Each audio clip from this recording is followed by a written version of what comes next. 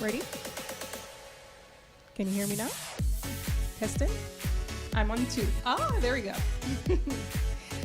All right, good evening, everyone. Thanks for making it out. We're so happy to have you here to review the new Ave Bikeway Purple Line Connection concepts. We want to hear from you and your community. This is the stage to get all your comments out and let them be heard. But I'm not the one presenting. I am Casey Ann Webley. I'm the transit planner for the city. And we're going to have Anjali from RKNK do the presentation. We have some other representatives from RKNK and from the city, and we'll be answering questions and interfacing as needs to be. But over to you, Anjali. Great, thank you. Good evening and welcome. As Casey said, my name is Anjali Tapia, and I'm part of the consultant team supporting the design efforts here, and I'm joined by Rob Gillespie and Tristan Jackson, who are also available to answer questions throughout the evening. So tonight we're going to talk through some of our initial concepts for the project study area, and then we'll highlight a few key areas where we have some design alternatives where we're actually seeking your feedback, and then we'll walk through how you can provide your feedback, how we want to hear from you, both here today in person or online after the fact when you go home and have some time to think about what you've heard. So this study is actually part of a grant that the city received from the Metropolitan Washington Council of Governments and their Transportation and Land Use Connections program, where the city wanted to study bikeway connectivity between the Tacoma-Langley Crossroads Transit Center and the future Purple Line station and the planned New Avenue Bikeway along New Hampshire Avenue. Now that New Avenue Bikeway project is a multi-phase, multi-year bicycle facility that is meant to connect the DC line with the Tacoma-Langley Transit Center. It's been divided up into sections, and we're working on this purple section up here, which is kind of the final segment. Section B here is expected to complete 100% design later this spring, and Section A is expected to complete 100% design by the end of the year. So we're here to provide this connection to, I guess, pick up the bikeway and provide this connection to the final link. One reason why we're looking at coming off of New Hampshire Avenue is just because of that New Hampshire Avenue University Boulevard intersection and trying to provide bicyclists and pedestrians with an alternative route to access the transit center and future Purple Line station.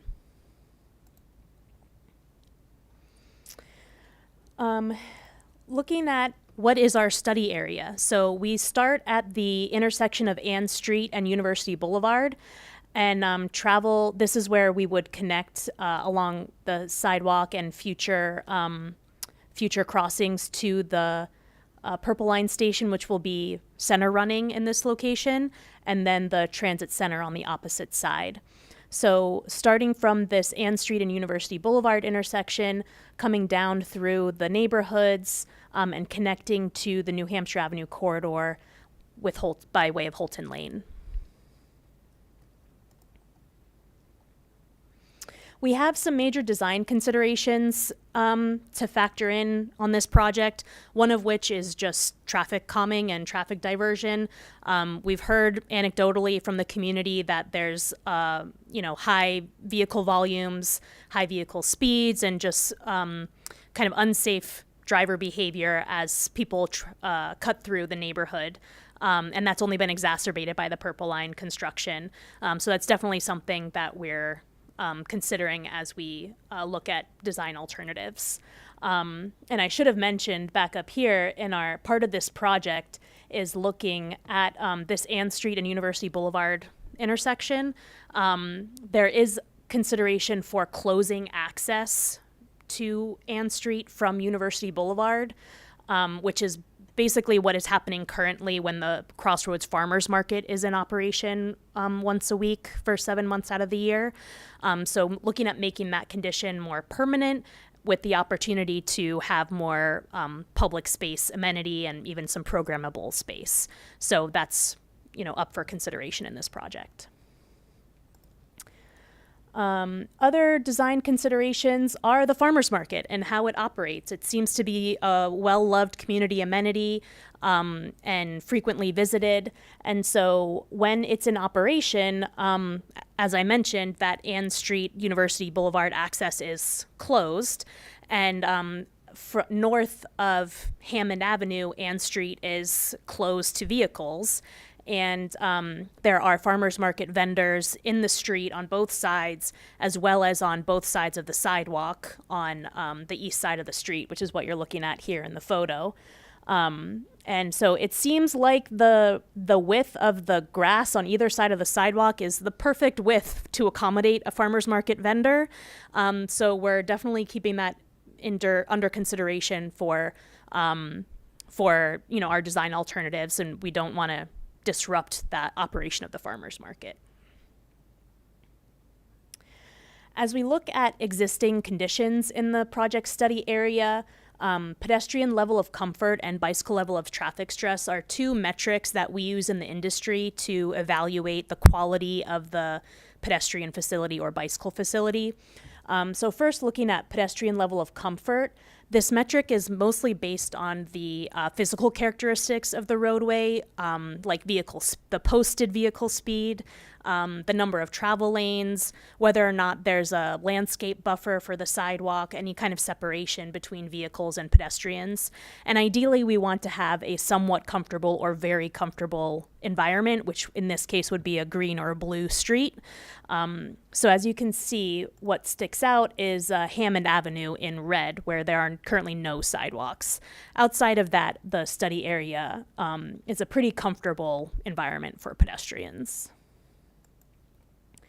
Looking at bicycle level of traffic stress, which also is primarily based on the physical characteristics of the roadway, we want a low or very low level of traffic stress for bicyclists. And even though there aren't any existing designated bicycle facilities in the project study area, based on the physical characteristics, it's a pretty low stress environment, making it ideal to offer an alternative to that University Boulevard, New Hampshire Avenue intersection.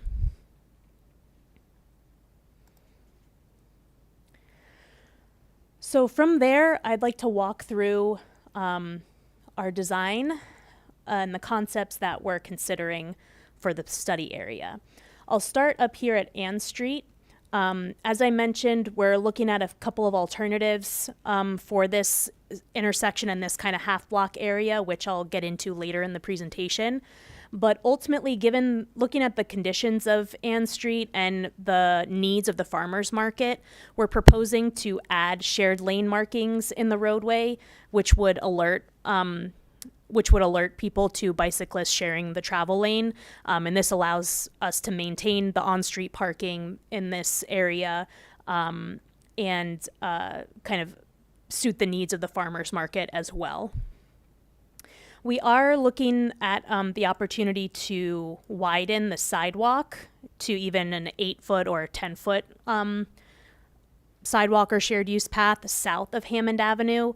Not really, I guess, north of Hammond. As I mentioned, it seems to suit the farmers market operations to have the grass on either side of the sidewalk. So that's the reasoning for kind of cutting it off at that location.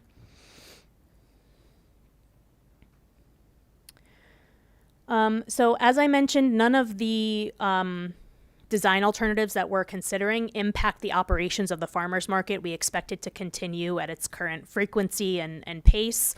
If anything, we're trying to support it as best we can with improved pedestrian and bicyclist facilities. As we continue down from Ann Street, we'll connect to Kennewick Avenue, and there's a proposed new high visibility crosswalk here to connect to the existing sidewalk on Kennewick Avenue. So Kennewick is has this existing sidewalk on the I'll call it the south side of the street, with some landscape buffer providing separation as well as on-street parking. So pretty comfortable for pedestrians in its current state. It also already has some existing traffic calming, and so here we're again proposing the shared lane markings in the road to alert drivers to bicyclists sharing the travel lane. And we're showing those shared lane markings continuing all the way through to Kirkland Avenue, where we have an existing Capital Bike Share station that we want to make sure that we users can connect to along the alignment here.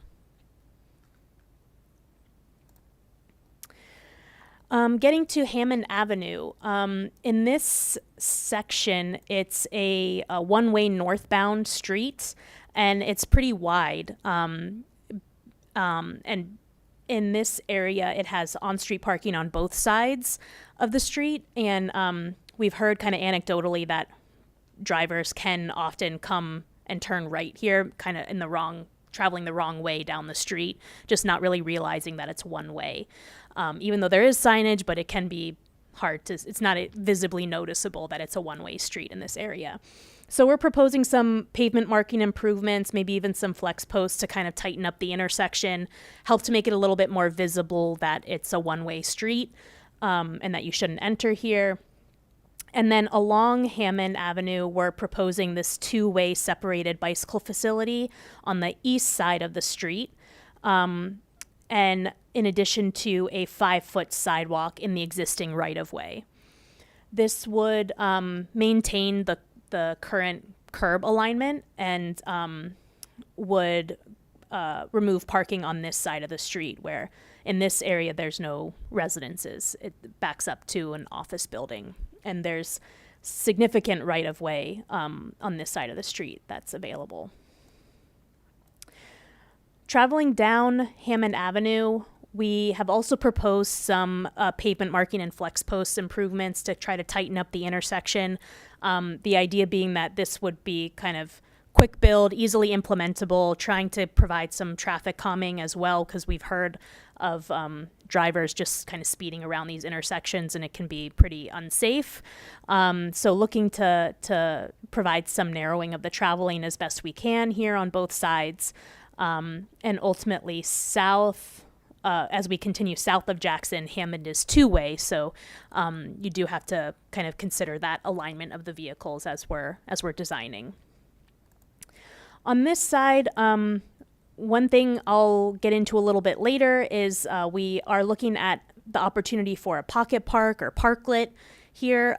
There is, as I mentioned, more right-of-way available in this area, and perhaps there's an opportunity to really leverage some of that space for a new kind of public amenity. And so I'll get into some of those alternatives in a little bit. Continuing further down Hammond, so you can see that the two-way separated bicycle facility would continue the full length of the street, and the 5-foot sidewalk would continue the full length as well.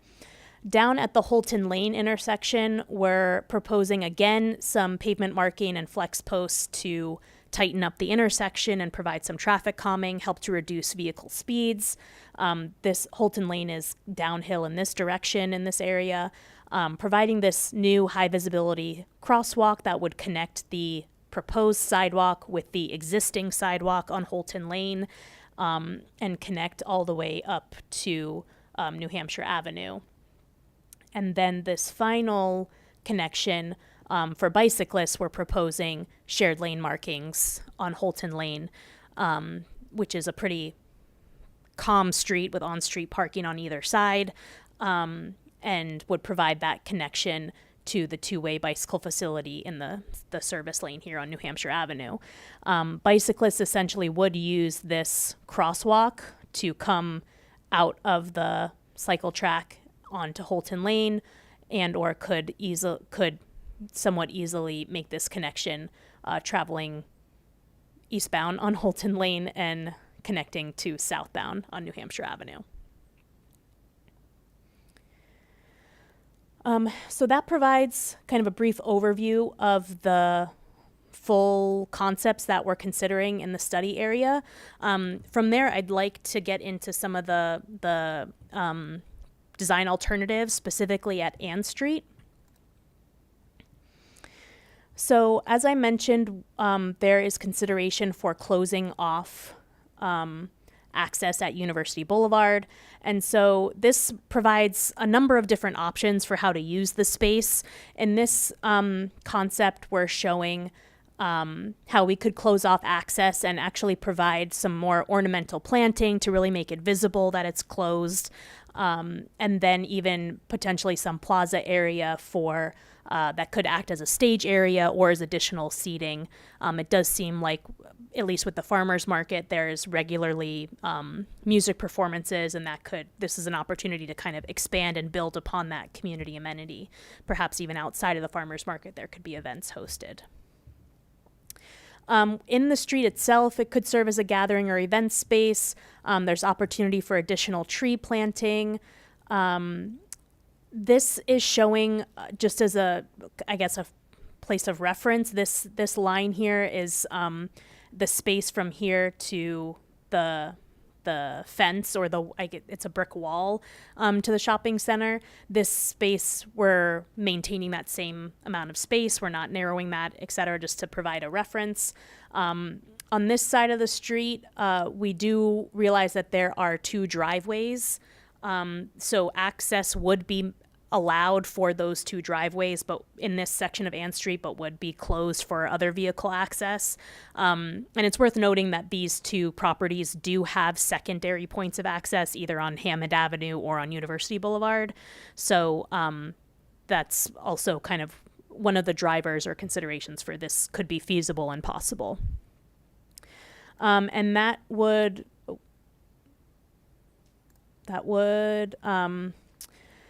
terminate here at Hammond Avenue. There's a lot of options down here on how to do this. It could be with large planters. It could be with bollards that are removable or that can go down into the street with remote access or key access, or there's a number of different options that could be explored.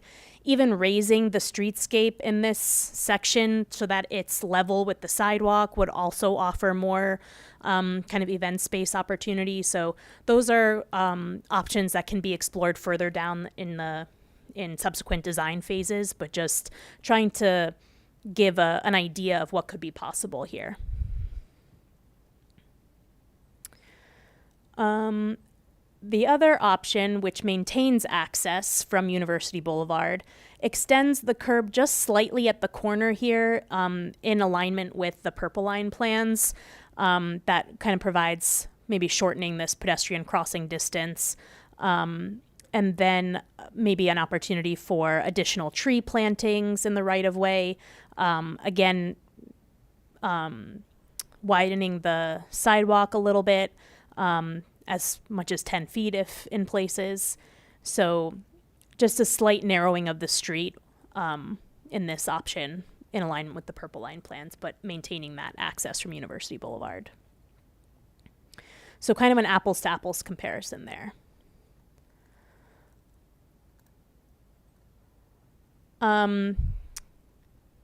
Taking you all back to Hammond Avenue as we jump around here, we have, as I mentioned, we are exploring the opportunity for a pocket park or parklet at that Hammond Avenue, Jackson Avenue intersection, and we have 3 design alternatives that we're exploring here.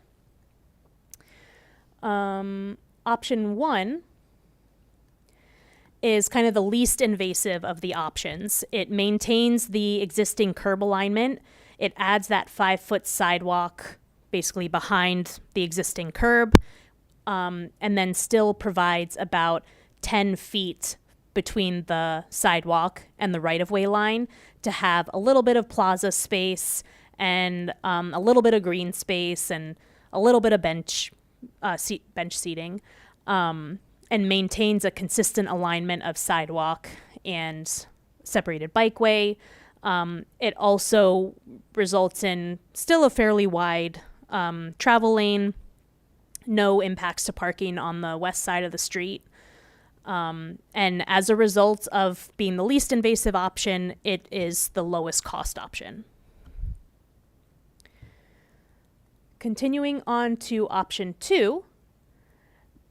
This is the most invasive option and therefore the highest cost option. And it shows realigning the curb line enough to expand the parklet area. So this, while it is the most invasive and the highest cost, it offers the biggest park space in this corner. And so we basically extend the curb out and shift the bikeway in order to get a resulting narrower travel lane and help reduce speeds in that sense. And we get almost 18 feet between the back of the sidewalk and the right-of-way line. Oh, wait, sorry. Is that right? Yeah, almost 18 feet between the back of the sidewalk and the right-of-way line. And that can be, here it's shown as a combination of plaza space and green space, a little bit more bench seating. Again, options to be explored in subsequent design phases. This option would in turn impact on-street parking on the west side of the street, so it has additional parking impacts beyond what's already been shown. Finally, option 3 is kind of our middle of the road option. It has medium costs associated with it because it realigns the curb just slightly. So we still get a narrower travel lane where we most need it, but it's less invasive. Existing parking on the west side is preserved, and we get about 15 feet between the back of the sidewalk and the right-of-way line. So you can see here a little bit more expansive bench seating and plaza area, just a slight landscaping buffer between the plaza area and the right-of-way line or the wall from the office building.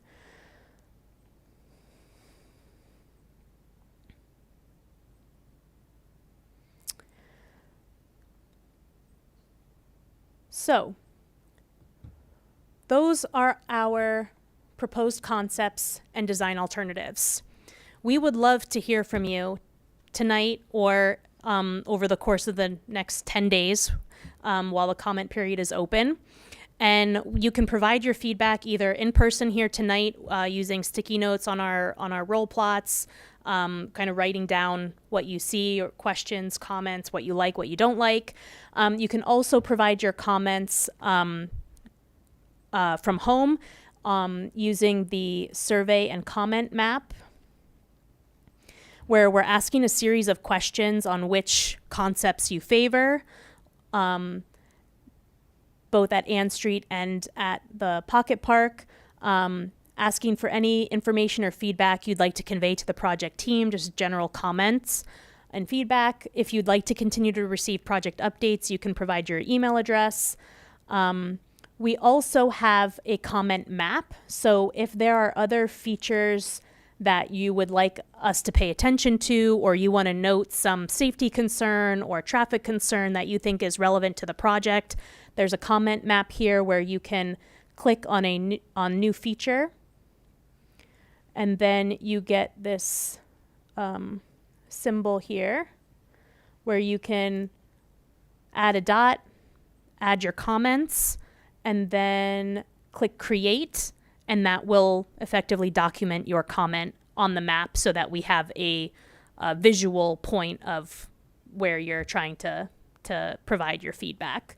And so you can, this is all available here on oh no.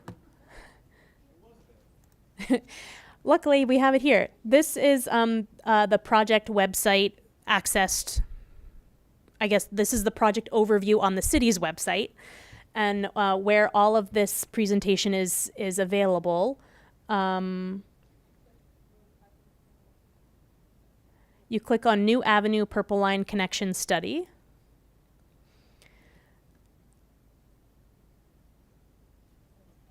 And what you should see is the entire, presentation that I just walked through is available here, and you would be able to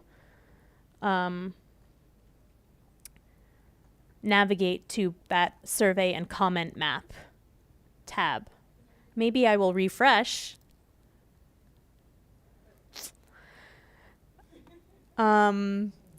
And so as you can see, again, this is through the city's website, and you can see all the content that we've just walked through tonight.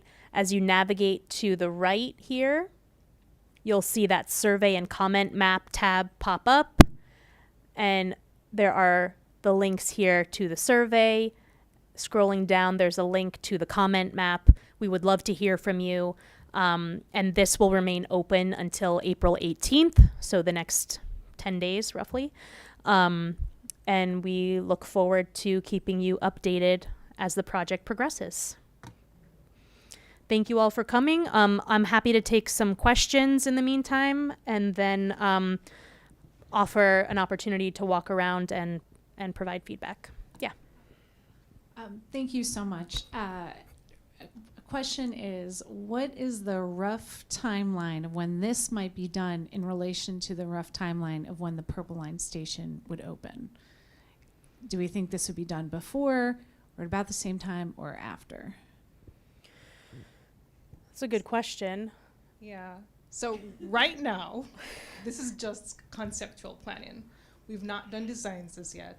So it really depends on where we go from here. Does the concept move on to design? Do we get funding for the design? And then we can establish a timeline. The Purple Line is expected to open in 2027? Yes, So- early 2027. Yeah. As of today. Any other comments or questions? Or do you just want to take it to the roll plot? You can speak. I was just going to say, the city's been effective at getting grant funding for a lot of the design work. As was mentioned at the beginning, we got a grant through Council of Governments to get to the concept design. We've had some effective tools at a variety of different funding sources with the new Avenue Bike Lane development, if you've been following that. So each of those design elements were funded through grants. So I would anticipate we need to foster that same kind of arrangement where we put out grant requests to continue the funding, development, the design. And then we'd need to look for fairly large pots of money for construction. I think some of what you've seen there is the low-cost options. If we're talking delineator posts and pavement marking, that's lower dollar. If we really want to start permanent, making these kind of changes permanent, then you're talking about curb and gutter and removing roadways and those kinds of things.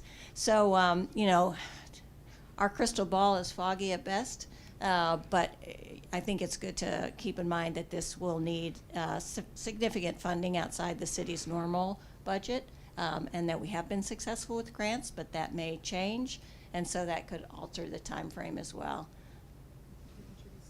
Oh, I'm sorry. I'm Daryl Braithwaite. I'm the Public Works Director for the city.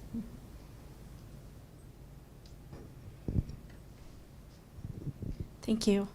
I live on Hammond Avenue off of Ann Street. One of my big concerns with closing, and I think it sounds good in concept, but I'm concerned that all those cars then are going to go up my street, which we already get a ton of that. I had proposed a few months ago for Ann Street or for Hammond Avenue to be one way heading down towards Ann Street. I know that's not really part of this study, but it kind of becomes incidental when I'm concerned about traffic going up Ann. So my other question is, when you're considering these different concepts, how do you make that determination if there's not a lot of community engagement? I mean, I have very strong feelings. I have a neighbor who I know feels strongly, but beyond that, I'm not sure that anyone else might comment. Yeah, I think that we look at the data as well. I think in this study, we have done field observations to try to observe traffic patterns and try to anticipate how cars might redistribute if access were closed. But given it was, in this case, it was more focused on streets a little bit further to the south. But I think that would be, depending on the feedback received for this option and how viable the closing of Ann Street continues to be, I would recommend that additional more focused data collection happen to specifically look at that section of Hammond Avenue and Merrimack Drive, because I think it is a very reasonable, conclusion that could be an impact of the decision. So it would be helpful to actually have numbers to put to it and to understand even just what's the parking occupancy on those streets, what are some of the more detailed traffic data available to understand the level of impact that could result. So. And I would just want to add that the concern has been noted and is being considered. We have a traffic study that we're looking to start. We've done an RFP for bids, we've gotten those bids, and we're in the process of evaluating those RFPs. So more to come on the traffic study and the impacts that road changes can have on the traffic flow throughout the community.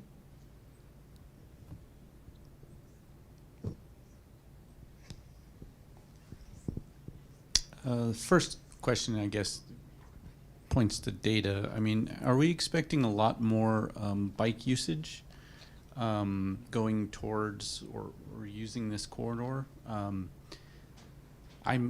very pro bike, and I bike as much as I can, but I don't want to see this city spend a ton of money on some of these sections, putting in separate bike lanes where the traffic is already kind of slow and yeah, I'd hate to see the street widened and more impervious surface when we could use kind of dual use roads. So. Yeah, I think that's a good comment, and I think that's why the majority, as we talked about, the existing environment is pretty comfortable and low stress for pedestrian and bicyclists. Hammond Avenue really is a different animal because of the two-way and one-way sections. So because of that one-way section, we looked at like a contraflow bike lane. We looked at a few different options, including shared lane markings, et cetera, and really decided that the combination of the sidewalk and the two-way cycle track was a reasonable, given we have that width in that northern section, was a real opportunity, I think, that the city saw.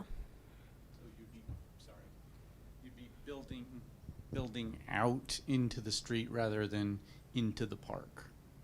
Yes. Okay.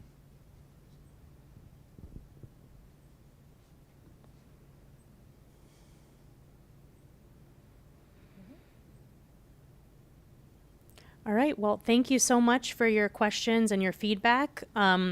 As I mentioned, there's lots of ways to stay involved, and I hope that you all will. And happy to stick around with representatives from the city and continue to answer any questions or listen.